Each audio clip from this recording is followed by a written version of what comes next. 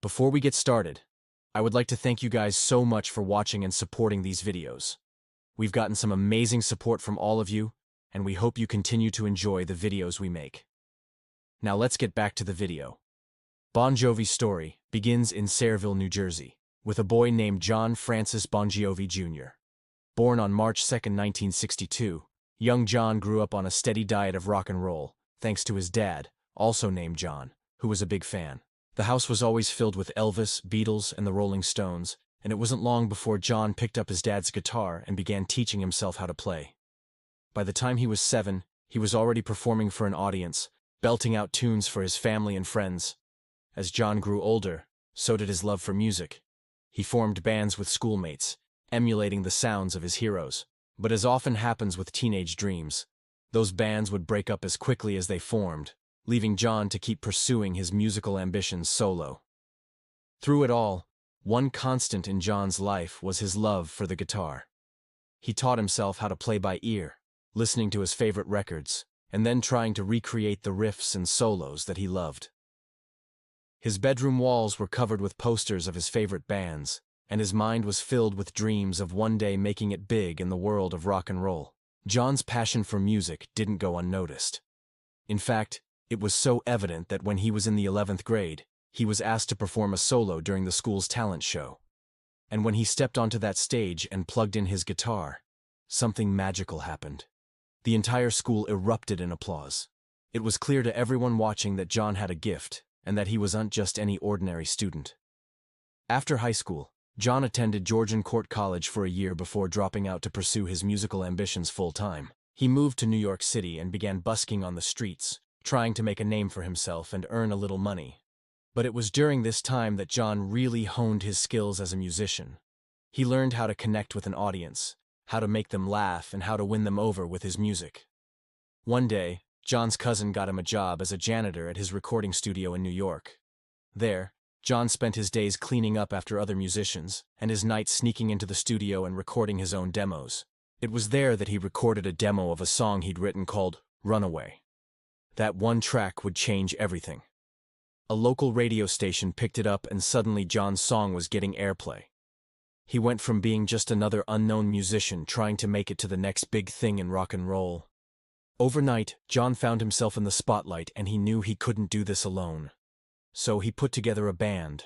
Richie Sambora on guitar, Tico Torres on drums, David Bryan on keyboards, and Alec John Such on bass. Together, they became Bon Jovi.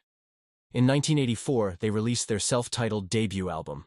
The album featured a mix of hard rock and pop influences and showcased Bon Jovi's powerful vocals and songwriting skills. While it didn't make a huge splash initially, it laid the foundation for what was to come. The real breakthrough came with their third album, Slippery When Wet, released in 1986. This album was a massive commercial success, selling over 25 million copies worldwide. It established Bon Jovi as global superstars and featured iconic songs like You Give Love a Bad Name, Livin' on a Prayer, and Wanted Dead or Alive. The album's success can be attributed to a number of factors. First, Bon Jovi had developed a strong fan base through relentless touring since their first album. By the time Slippery When Wet was released, fans were eager to see what the band would do next. Second, the album's production was top-notch. The band worked with legendary producer Bruce Fairbairn, who helped them capture a big, powerful sound that was perfectly suited for stadiums. Finally, the album's lyrics resonated with a wide audience. Bon Jovi sang about everyday people dealing with tough situations, and his songs were filled with anthemic choruses that fans could sing along to. But Bon Jovi's rise to fame wasn't just about good music. It was also due to their incredible live performances. From the moment they stepped onto the stage, Bon Jovi commanded attention. John's powerful vocals and charismatic stage presence captivated audiences, while Richie's blistering guitar solos and Tico's thunderous drumming blew them away.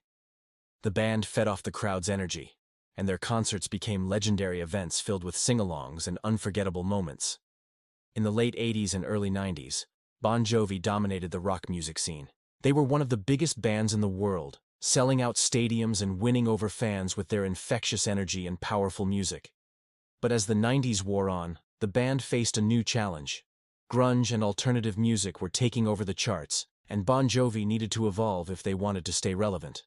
Instead of sticking to the same formula that had brought them success in the 80s, Bon Jovi took a different path.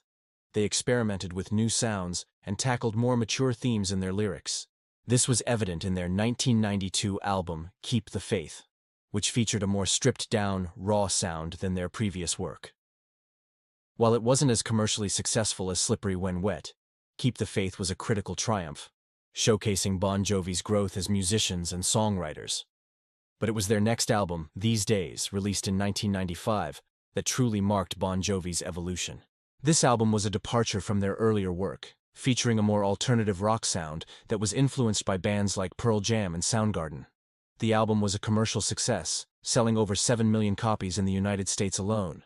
And critics praised Bon Jovi for their willingness to experiment and push themselves creatively. Throughout the late 90s and 2000s, Bon Jovi continued to release successful albums and tour relentlessly. They proved that they weren't just an 80s hair band, but a band with staying power. In 2000, their cover of It's My Life became a worldwide anthem, introducing Bon Jovi to a whole new generation. The song's message of hope and perseverance resonated with audiences around the world, and its driving beat and soaring chorus made it a staple at Bon Jovi concerts. Today, Bon Jovi stands as one of the world's most enduring rock bands.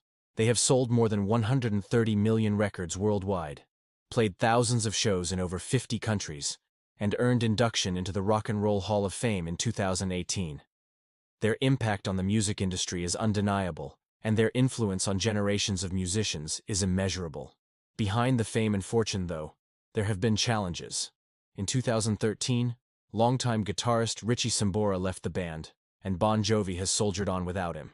But through it all, John Bon Jovi has remained constant.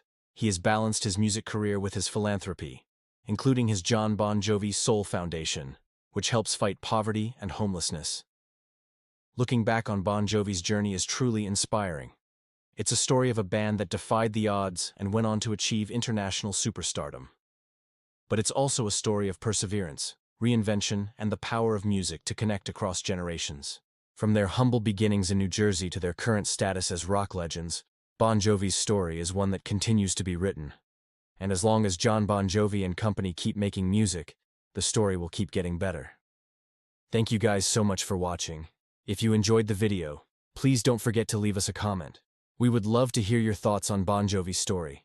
And if you haven't already, please subscribe. We would love to have you as part of our community.